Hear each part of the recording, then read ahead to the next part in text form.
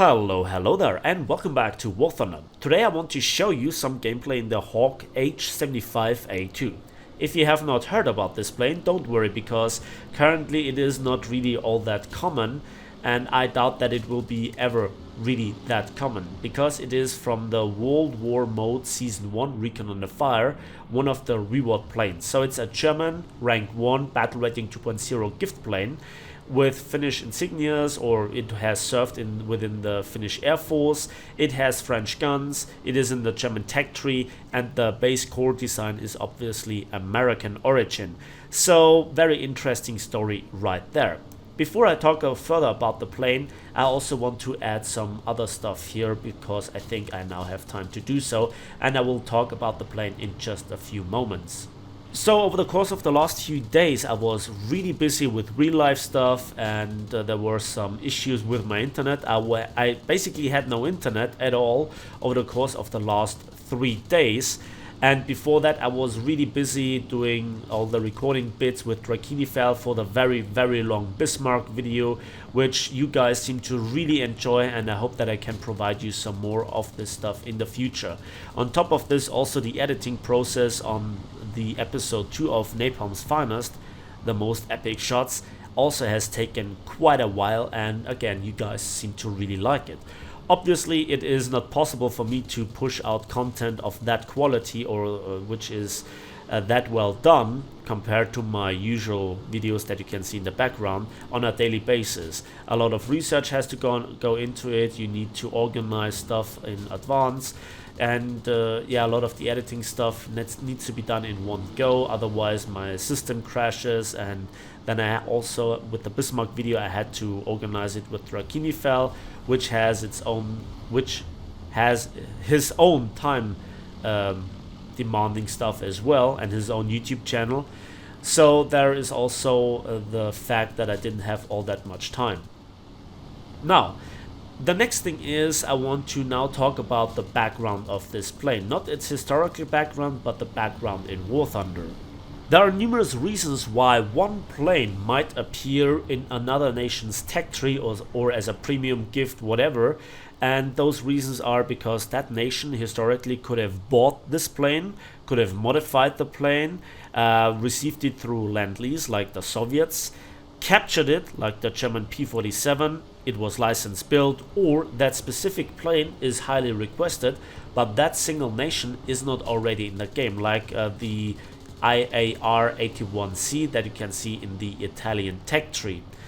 And I think this is one of those crossover planes, if you will. As I said, the original design is heavily based on the A36, and that is obviously an American plane design. It has French guns, it is in the German tech tree, and it served with the Finnish Air Force. So again, very interesting topic. Now, what is the plane like in the game? Well, it kind of is a mixed bag. There are very good aspects about it, and there are very bad aspects about it. And I think that it is one of those weird planes where both come together very closely. So let's talk about the armament. I love planes that have machine guns, because I think that is a very more rewarding personally for me if I kill somebody with a machine gun, or with machine guns, rather than just dumping 20mm or 37mm shells into a plane and watch it explode. That obviously is then down if the patch is working properly, if it is not bugged and one weapon system or the other is blatantly overpowered. And so here with the Hawk H-75A-2 we have 6 7.5mm Fabrik Nationale MLE 38 machine guns with 3,200 rounds. So 6 machine guns, 2 are mounted on top of the engine cowling, and 2 are mounted in each wing. So this is a very good field of fire. You have a lot of ammunition, very good shell density. This is great. But the long range capabilities are very limited, and the damage output is also some of the weakest in the game. Not just only for this battle rating, but period.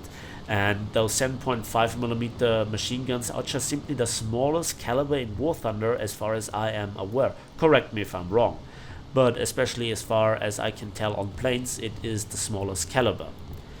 Now, the next thing is how the plane performs, and obviously again it is good news and bad news. So now let's talk about the plane's characteristics, in particular how it behaves, the flight model, etc. And let's start with the good bits. And at first it seems like this plane has only good stuff to show for. I mean, it seems to have a strong engine, it doesn't seem to weight all that much. That means it has great acceleration from the very start. It has a great climb rate, in particular for this battle rating. And on top of this, it has a very good elevator authority. That means it can turn fight really well, and on top of this it can reach relatively high speeds, especially for this battle rating of like 600 kilometers an hour without any problems. That is really great, right? So it is the perfect plane and only the weapons hold it back, right? Not quite, because there are certain issues with the flight models that completely ruin the controllability of this plane at times.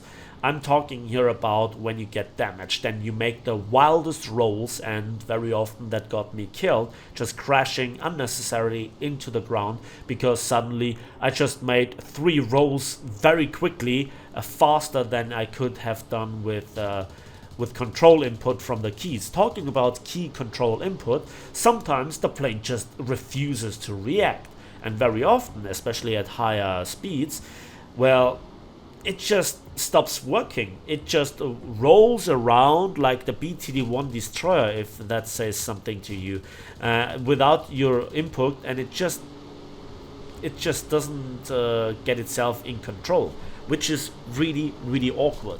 But then this rudder lock that I ranted so much in the past about German planes, Focke-Wulfs in particular, or Bf-109s. This plane has it as well at certain speeds, and there was no regularity itself. And that is before we talk about the engine overheat issues. So the plane has a limited lifetime of the engine, it seems. To be a bit more precise, you use your web and you enjoy the climb rate, which you need to get yourself positioned above the enemy team, and then you go into the red. You think to yourself initially, well, that's easily controllable with manual engine controls, right? Well, yeah, but it only helps you so much, simply because of the fact that when then the internal timer has ticked down to the point where then the critical temperature of the engine overheat jumps, you're then very deep into the red, and it takes so long with complete open radiators and throttle to 0. It takes so long to cool the engine down, and then you are forbidden to use manual war emergency power, and then after that there is even a time where you can't even use 100% without drastic overheats, and then the engine dies really quickly. And talking about the engine dying, it is a surprisingly big target, and even 1 or 2 bullets are enough to completely destroy it and make it black, and then you're basically dead in the air. So while we enjoy here the maneuverability and the elevator authority, very often to get your guns on target, and this is the quintessence, is so difficult, and you prepared your ambush, you prepared your boom and zoom run, then the guns don't do damage if you hit, and most of the time you don't hit because the plane just rolls out of the way, or it just doesn't make this little correction because the rudder just jams or locks up, and that is just pure frustration. And I hope that Gaijin kind of reworks this issue, because it just kills planes for me. The problems, in fact, were so severe that I just thought about, revisiting here the American P-36s, P-36A, the C, and also the G variant, but I can't remember having such issues with them. The same with the French H-75A-1 and H-75A-4. I can't remember having the same issues with them. In fact, the H-75A-4 has the same battle rating, the same machine guns, and is overall very similar to it.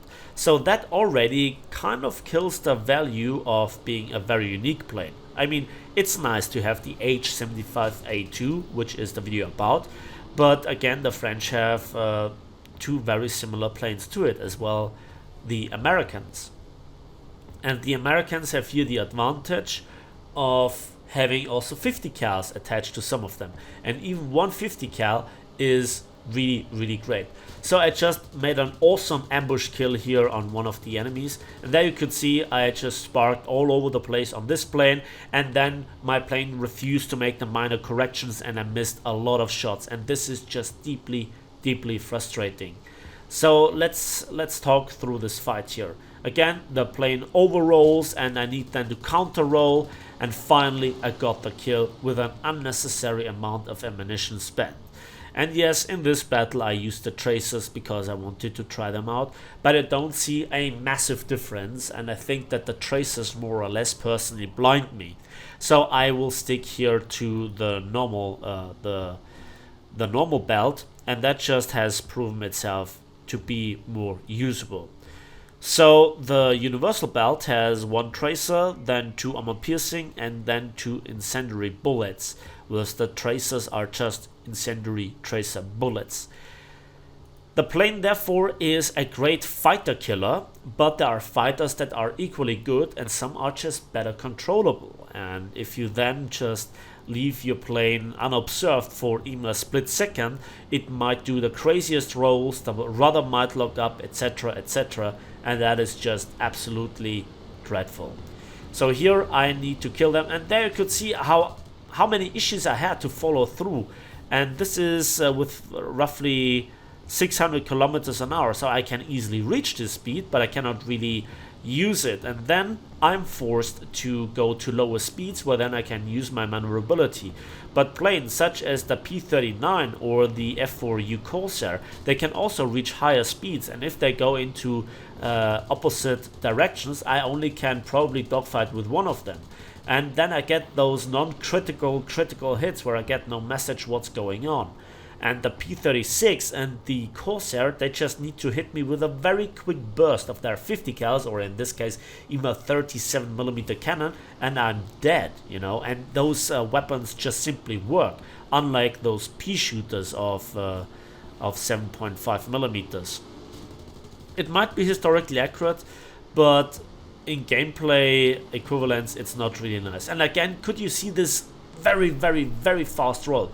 We now are in a prolonged dogfight with 3 enemy planes, and there is now the fight with this P-36 and also the P-39.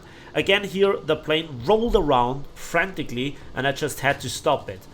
A quick burst into the enemy, but it's sadly not good enough, and I roll out of the way. The F4U crashed, I don't know why, but it got me the kill, and that's my 3rd kill. And again, I need to abort here the attack run on the P-39 because the other guy is behind me. So again, it shows the 2 things coming together.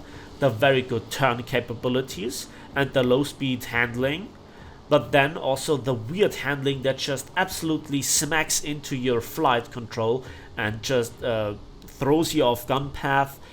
Just doesn't allow you to make quick maneuvers or the fine-tuning maneuvers to get in a very well-aimed shot, despite you know exactly where the enemy or where the enemy's flight path is, and it just is so frustrating. Now here fighting the P-36, I might be able to handle this guy alone, but it's in a 2 versus 1. That's always a very difficult situation for any plane. But I don't know what to do here. I'm out energized. I needed to make some evasive actions, and he has the high altitude advantage now and the energy advantage, and I need to avoid here the P-39. And again, did you see this roll maneuver? That was not intended. That was just a plane flipping around. That's the best way to, again. And then you are upside down, or you're just turning the wrong way than you want to. And this is so bad. This is so bad. This is something that I absolutely hate about planes. So I'm trying my best, and again it's overturning, and then it's so sluggish at the same time. Again, people always say I'm complaining too much, but this is what absolutely kills planes for me. This is what spoils the fun. This is what ruins my gameplay experience. And I think this is not historically accurate that the plane could flip around like this. This is a War Thunder flight model issue. And again, my engine is in the meantime overheating quite a lot, and it is overheating very fast. And again, here I roll around, and then I have to avoid here the ground, and then the P-39 is coming in. And yep, that was again an overturn, and I crashed. Yes, I received damage, yes, this and that, but I hope that I could highlight it. And if you ever get your hands on this plane, you need to fly only a few battles to know what I'm talking about. So that's it for me today. Thanks for watching, thanks for listening. I hope you enjoyed this video. If so, please give it a like, subscribe if you want to see more, and we'll see each other on the waves, on the battlefields, and in the skies of War Thunder.